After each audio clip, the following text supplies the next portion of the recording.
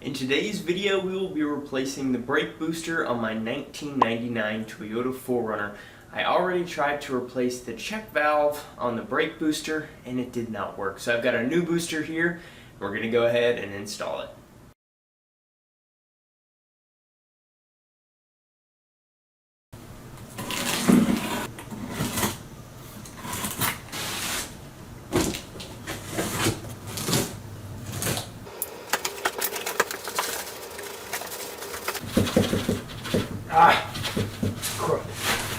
And here we go. It is time to slap it in. Hopefully it's easy. We'll see. Now the tools that you are going to need are pretty simple. You're going to need a ratchet, a 12mm socket, and you're going to need both a deep well socket, and you can just use a regular standard socket for the easier to get 12mm nuts. You're most likely going to need an extension of some kind and potentially a universal joint to get those 12mm nuts off of the firewall on the inside of the vehicle, backside of that brake booster.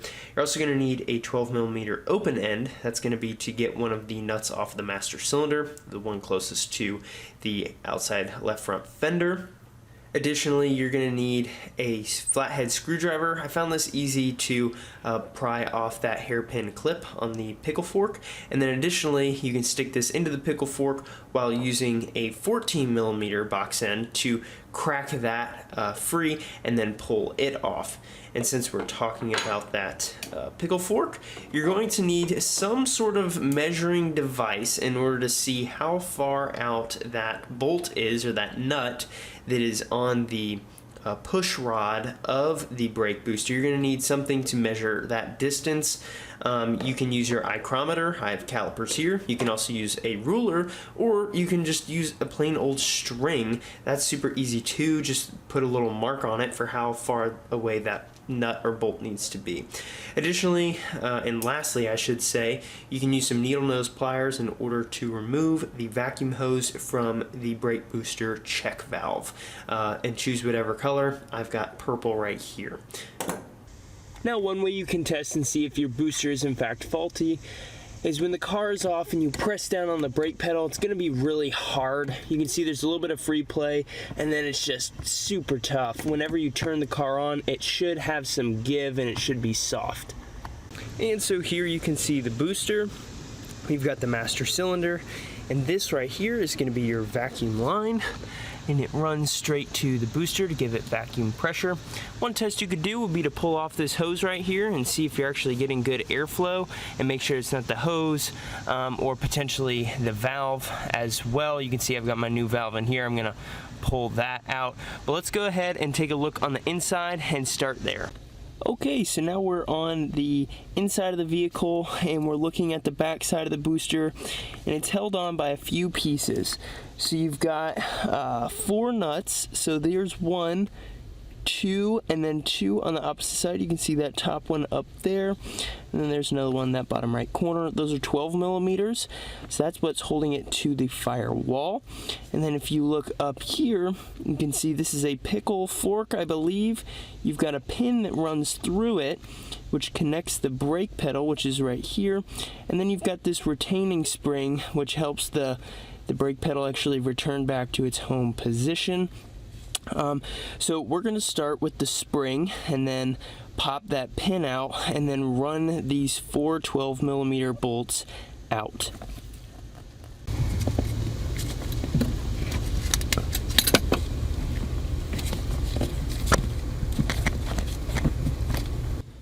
So we got that spring off, no problem, and I was trying to take the pin out and I couldn't figure out why it wasn't budging. Well, it turns out there's actually a cotter pin in there as well. So, and you can see it right here. So we're gonna have to pull it out and then the pin should come free.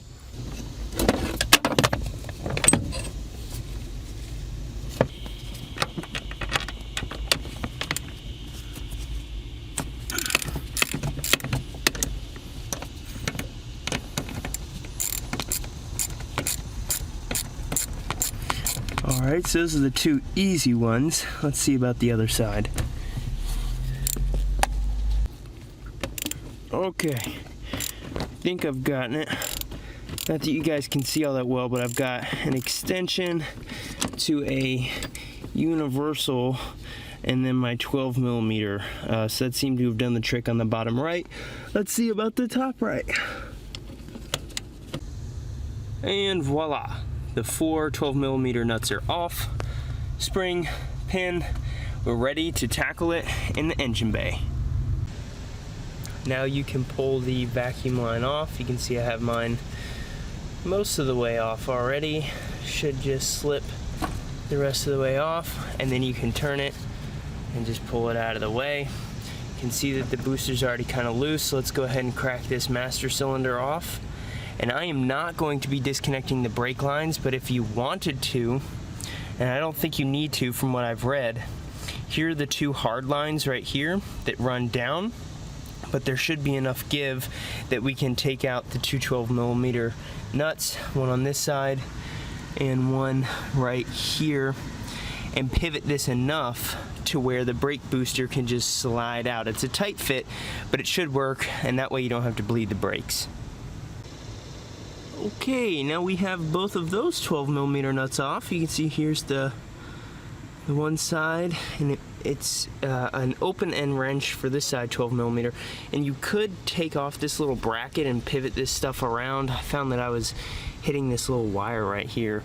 But anyway, we got the other side off as well. And so now we should be able to slide the master cylinder off.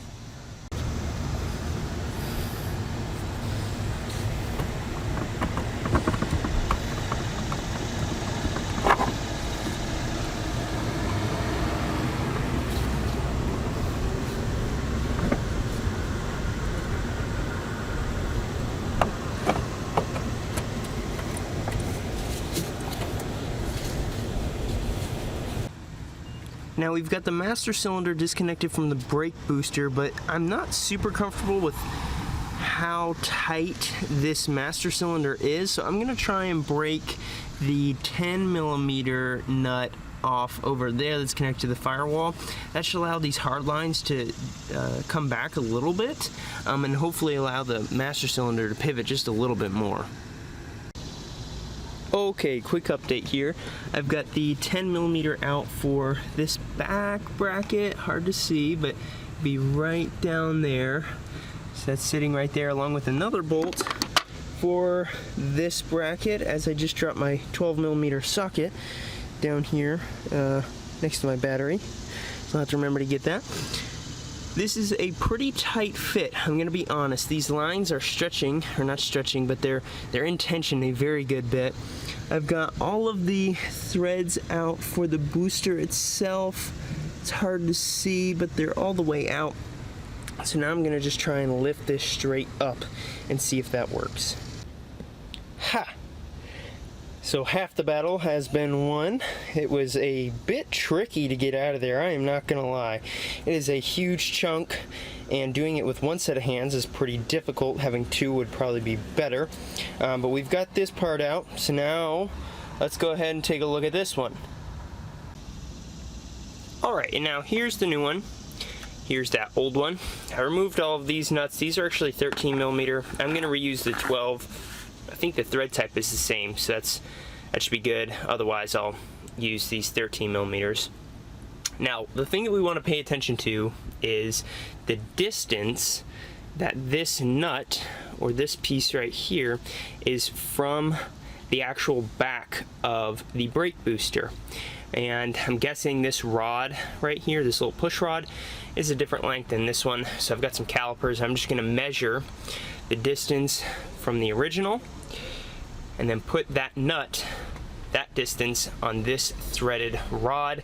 That's going to be the play that we have in our actual brake pedal, and we can adjust it later, but I want to go ahead, since I know that this is correct, and try and simulate that on this one as well. So I just gave it a quick measure, and it is about 105 millimeters away from the back to the butt of the pickle fork nut. Right, now you can see we're right around that 105 mark.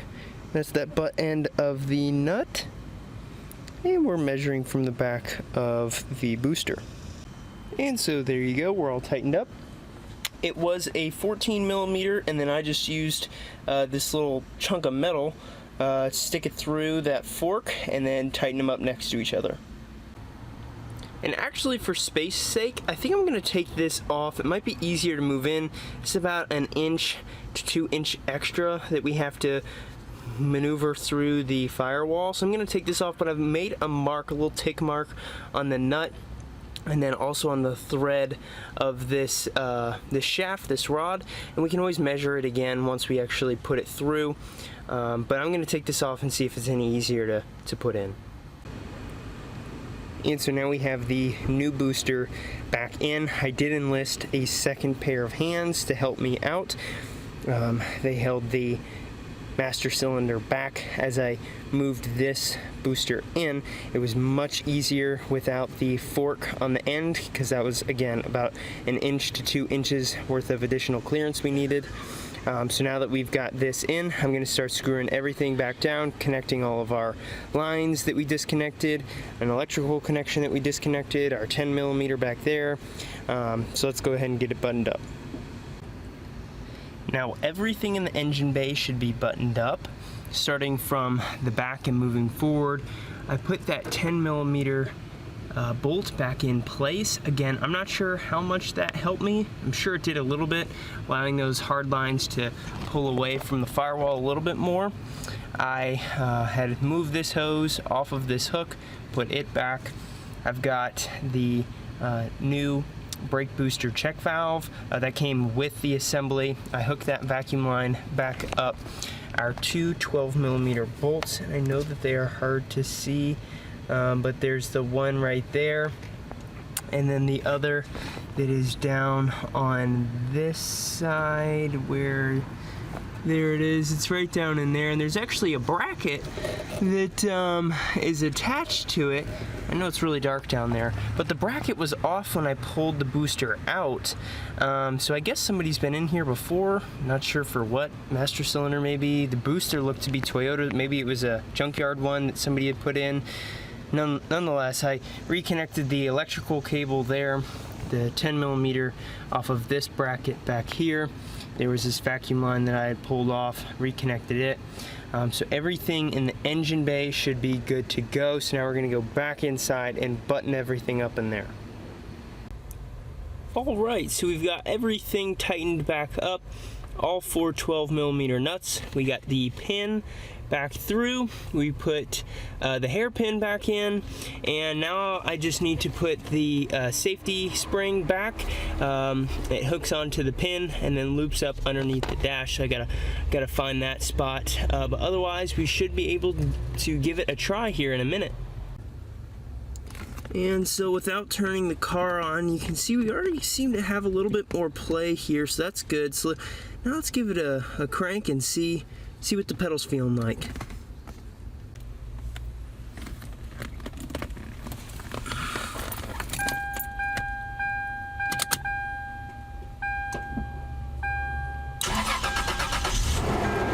Ah, yes. There we go. That's what I'm talking about.